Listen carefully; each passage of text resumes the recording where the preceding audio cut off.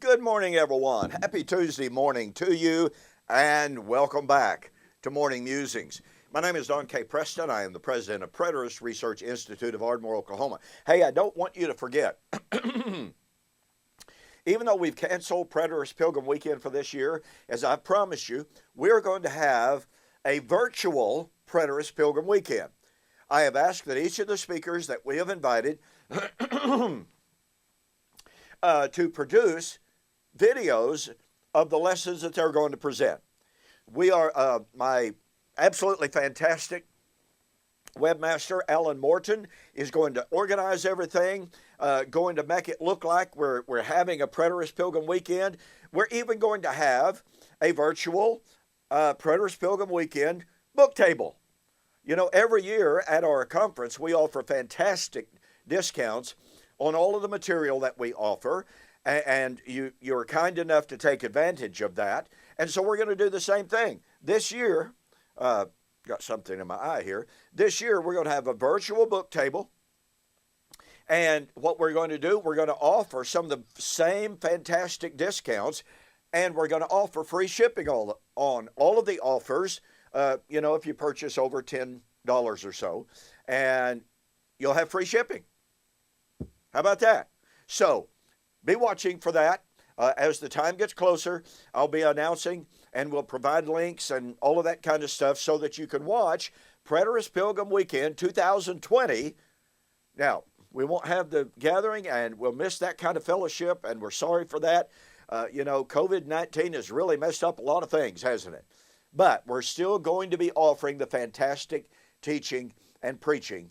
And our theme this year is the book of Revelation. All right.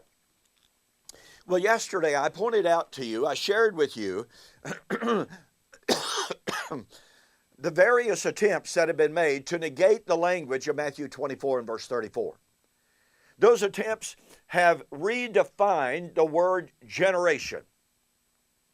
You know, some people appeal to Luke chapter 16, in which Jesus said, "How long shall I be with this generation?" And what he meant there was this wicked people. Well, I'm sorry, that doesn't work. And they try to appeal to that text to support the idea that this generation means this kind of people. Well, here's the problem. Jesus was physically with the first century people, right? Is that even debatable? But confronting their unbelief, he said, "How long am I going to be with this generation?" He was pretty clearly saying he wasn't going to be with that literal, temporally defined generation much longer. See, it's not the focus on this kind of people. It's, I'm not going to be with you much longer. And so I've shared with you that the attempts to destroy, to negate, to escape the force of this generation are actually quite futile. It's manipulation. It's theological gymnastics. And let me drive this home. Now remember, Jesus has just made his statement. "Verily I say unto you," that calls attention to what he's about to say, that's going to emphasize what he just said. Or what did he just say? When you see all of these things, all of what things? The signs that he had given. When you see all of these things, then know that the day of the Lord, is nigh, even at the door. So here is a time frame.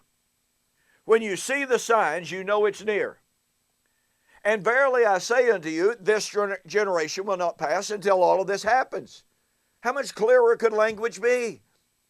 Oh, well, language can be pretty clear.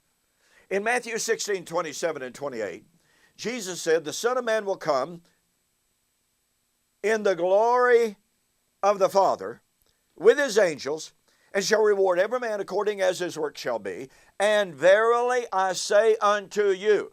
Now, what have we learned about that little Greek term, amen, lego humin? It is always stated to call attention to what is about to be said, that will emphasize what has just been said. Okay? What has just been said. The Son of Man will come in the glory of the Father with his angels and reward every man. Verse 28. Verily I say unto you. By the way, amen legohumin never breaks a subject. It never introduces a brand spanking new subject as opposed to what has just been said. No. It calls attention to what is about to be said that will emphasize what has just been said. So what does verse 28 say? Verse 28, that will emphasize what he said in verse 27. Verily I say unto you, there are some standing here. That was 2,000 years ago. And by the way, according to Mark chapter 8, there was a large multitude present that day. There are some, which means not all of you, only some of you. Not the majority of you, but some of you will not taste death until they see the Son of Man coming. What coming has been mentioned? In the glory of the Father, with his angels, in judgment. Until they see the Son of Man coming in his kingdom. Really and truly, language could not be clearer. Jesus said to then living people 2,000 years ago, some standing here will not taste death until they see the Son of Man coming. That's the coming of the Son of Man. That's the coming of the Son of Man in the glory of the Father. That's the coming of the Son of Man in judgment. Some standing there would not taste of death. They would not die until the Lord came. Now, when you put Matthew 16, 27 and 28 side by side with Matthew chapter 24, verses 29 to 34, you have the exact identical constituent elements. The coming of the Son of Man. The coming of the Son of Man with the angels. The coming of the Son of Man in judgment. And the coming of the Son of Man in that generation. And thus, any and all attempts to escape the temporal force, the temporal definition of this generation are completely falsified. And you know what? If Matthew chapter 24, verse 34, is speaking about Jesus' then living generation, that means Matthew 24 and 25 can't be divided. How do I know that? I'll share that with you later. And if Matthew 24 and 25 cannot be divided, essentially what that means is, well, you know what that means. That means that futurism is dead. That means there is no future coming of the Lord. Because it means that Matthew 25, 31 and following is fulfilled, and that's the judgment. That's the judgment of Matthew 16, 27 and 28. That's the judgment of 2 Timothy chapter 4, 1 and 2. That's the judgment of Revelation chapter 11. Futurism dies if and when we allow the temporal definition, the proper and true temporal definition of Matthew 24 and verse 34 to be properly defined. And yeah, we got more. Do not forget our April 4-book special. Israel, 1948, countdown to nowhere. 70 weeks are determined for the resurrection.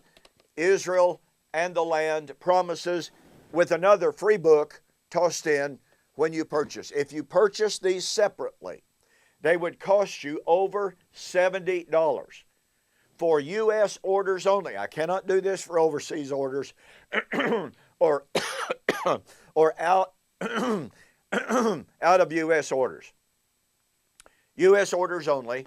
Total delivered price, $55. However, if you want PDF copies or if you want even downloads of the Israel and the land, contact us and we'll be able to help you at greatly reduced prices. Okay?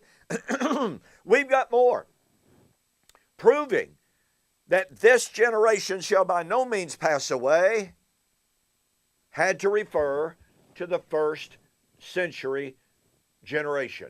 Not to the first century group of people producing babies, not to the first century generation of wicked people, but all the people, or to the people living at that time, as the lexicons define the term, this generation. I will see you on the flip side.